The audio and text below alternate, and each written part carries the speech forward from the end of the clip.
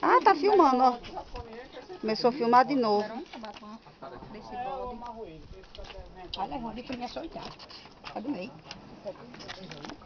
Olha, gente, olha pra cá, gente. Leonete, diga alguma coisa. Eu tô dizendo, estou muito emocionada.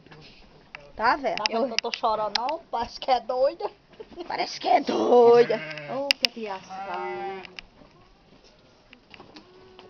Joinha, um bicho daquele. É uns 1000? Foi 600 ele. Desse tamanho já? Sim, comprei no ano passado. É mesmo. Não, não só agora não.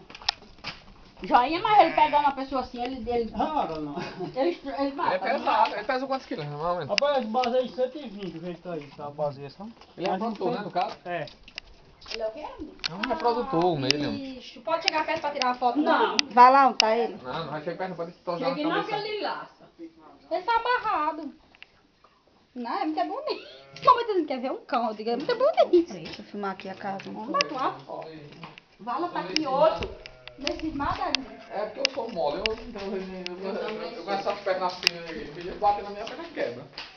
Deu tchau aí, Raimundo. Você é chique. Tchau. Já vamos? Tchau. Chorando que as meninas mancaram. Laurinete e suas emoções. A casa ficou. Peraí, gente. Diana quer que eu bata uma foto lá do coisa.